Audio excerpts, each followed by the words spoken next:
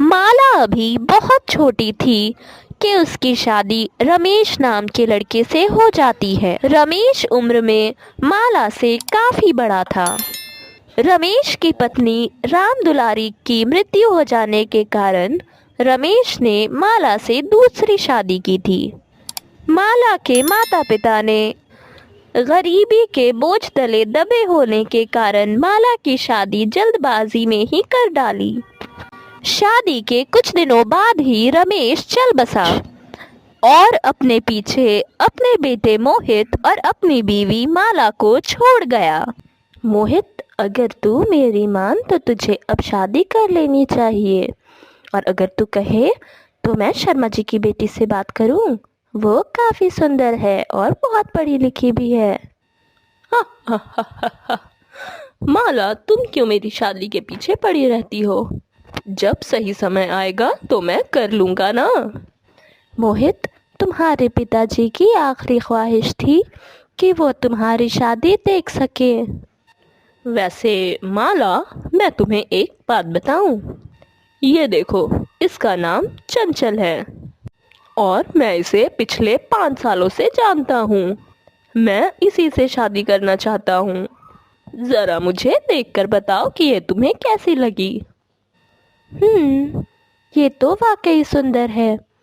अच्छा, तो तारीख पक्की करें। कुछ दिन बीत जाते हैं और मोहित और चंचल की शादी हो जाती है। चंचल बिल्कुल अपने नाम जैसी ही चंचल थी। चंचल, इस घर में मेरा कोई नहीं है। मेरे पिताजी की मृत्यु कुछ महीनों पहले ही हुई है और ये मेरी माँ है। माँ है? तुम मेरे साथ मजाक तो नहीं कर रहे हो? ये तो मुझे उम्र में तुमसे भी छोटी लग रही है। कभी कभी सारी बातें तुम्हें जानना ज़रूरी नहीं होता। समझ में आई? देखा देखा तूने कैसे मेरे मोहित को परेशान कर दिया। तेरी वजह से वो मुझसे नाराज होकर चला गया। पर मैंने क्या किया है चंचल? मेरे कमरे में चाय नाश्ता लेकर आओ, ज़्यादा ज़बान मत लड़ाओ। चंचल माला से रूखी आवाज़ में बात करने के बाद वहाँ से चली जाती है। ये तो बस शुरुआत थी। चंचल माला के साथ ऐसा ही व्यवहार करती रहती। माला, माला की बच्ची, तुझे मैं कितना देर से बुला रही हूँ, तुझे समझ नहीं आ रहा? मेरे कमरे में मुझे नाश्ता चाहिए और अभी के अभी। ये क्या तरीका है बात करने का चंचल? तरीका तुम सिखाओगी मुझे? माला बहस को आगे ना बढ़ाते हुए चंचल की बात मानकर आगे बढ़ जाती है। चंचल, मैं तुमसे बहस नहीं करना चाहती। तुम्हारी इतनी हैसियत भी नहीं कि तुम मुझसे बहस करो। गरीब माँ बाप की लालची बेटी। अगर तुम्हारी शादी ससुर जी से नहीं हुई होती तो तुम कहीं झाड़ू पोछा कर रही होती। चंचल, तुझे मैं अभी बताती हूँ। चंचल! माला को इस तरह सीढ़ियों से गिरा देख मोहित चंचल पर बहुत नाराज होता है। चंचल, तुमसे तो मैं बाद में बात करता हूँ। माला का इलाज पूरा होते ही मोहित उसे घर वापस लेकर आता है। मोहित, चंचल कहाँ है? मैंने उसे बहुत देर से नहीं देखा। माला, तुम अभी भी चंचल के बारे में बात कर रही हो। मैंने सब देख लिया था। उसने तुम्हें कैसे धक्का दिया है? अरे नहीं मोहित, वो तो मेरा पैर कुछ ऐसे हो गया था और मैं वहाँ गिर गई। माला, तुम भी कितनी सफाई से झूठ बोल लेती हो। अच्छा, ये सारी बातें छोड़ो और मुझे सच सच बताओ, चंचल कहाँ है? मैंने उसे घर से निकाल दिया है और अब मुझसे उसके बारे में कोई बात मत करो।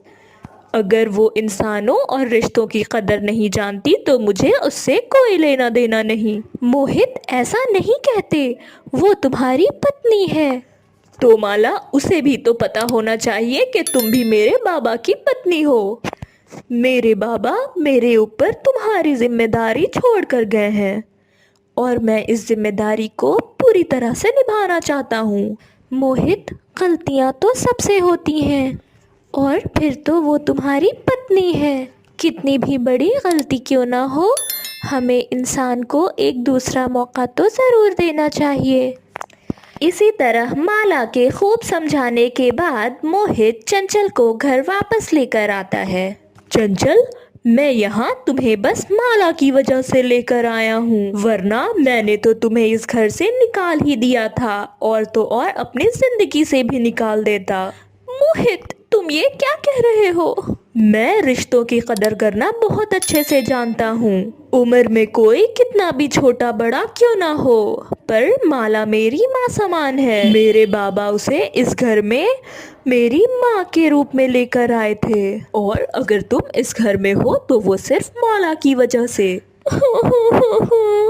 माला, मुझे माफ कर दो। इस तरह से माला और चंचल के बीच बहुत अच्छी दोस्ती हो जाती है और दोनों शाम की चाय साथ पिया करती थी।